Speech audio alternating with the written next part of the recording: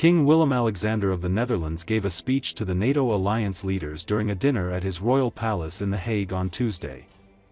According to Associated Press, King Willem-Alexander welcomed U.S. President Donald Trump specifically. "Mr. President, it means so much to us to welcome you in our home tonight. We cherish the bonds of friendship that will always unite our nations," said King Willem-Alexander. The Dutch king said that NATO will welcome more nations to the alliance in the future. He also commended the alliance for committing to spending more money on defense.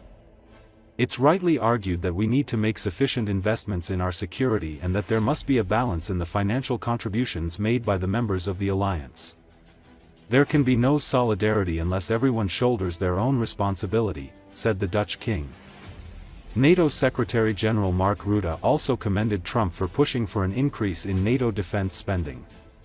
"Today, I am pleased to announce that NATO has already added an additional $1 trillion in defense spending over the past decade," Rutte said on Tuesday. "Mr. President, dear Donald, that is thanks to you pushing us."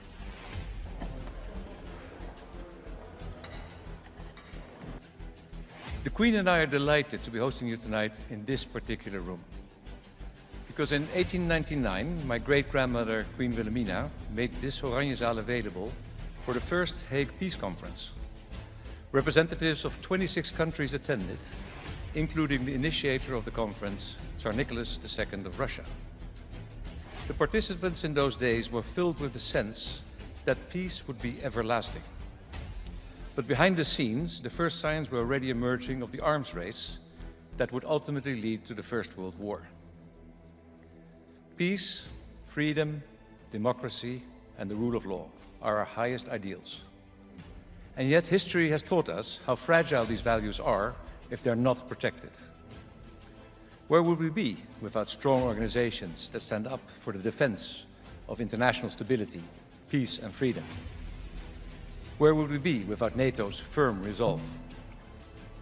Let us stay focused on what for 76 years has been the key to NATO's success. In the future, NATO will remain open to new members that share our values. We can't stand still.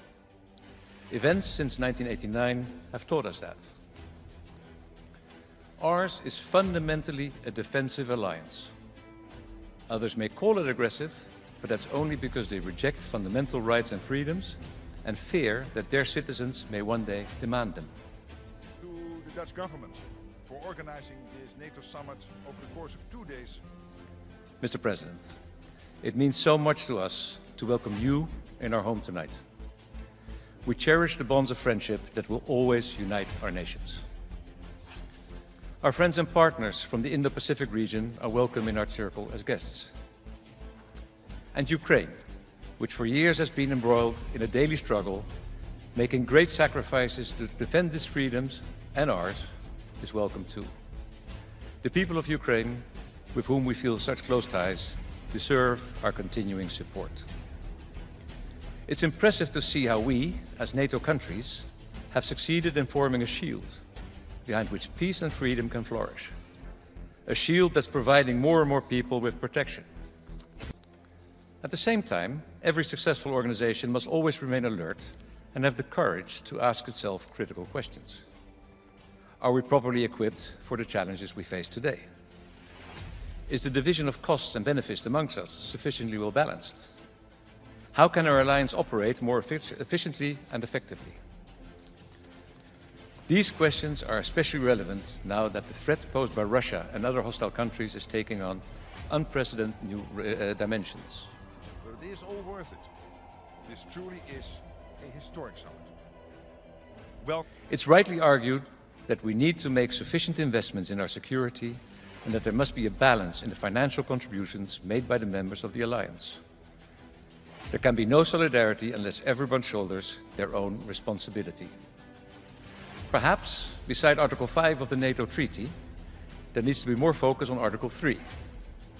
The provision that says that, and I quote, "Parties, separately and jointly, will maintain and develop their individual and collective capacity to resist armed attack." These subjects are bound to come up in your discussions tomorrow. I know that you will address them with wisdom and I have every confidence that the outcome will be a NATO that is stronger than ever.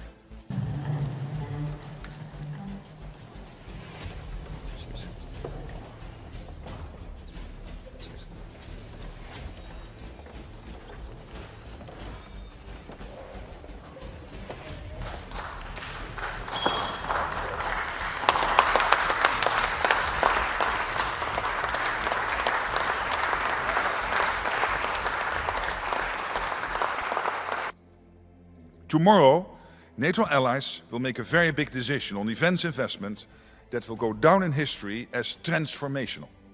This will be something to celebrate. These decisions are rooted in NATO's core mission of protecting our 1 billion people and will make for a stronger alliance and a safer world. It will also be a massive achievement in making NATO fairer. For decades, the United States sought to get Europe to truly step up. Now, European allies and Canada will equalize their defense spending with the United States. So let me salute President Trump's long-standing leadership in calling for NATO to increase defense spending. Today, I am pleased to announce that NATO has already added an additional $1 trillion in defense spending over the past decade. Mr. President, dear Donald, that is thanks to you pushing us. And tomorrow we will build on that foundation and add trillions more in defense spending, because we need to do this. Their Majesties, King Willem-Alexander, Queen Maxima of the Netherlands, and thank you for hosting us at this beautiful place.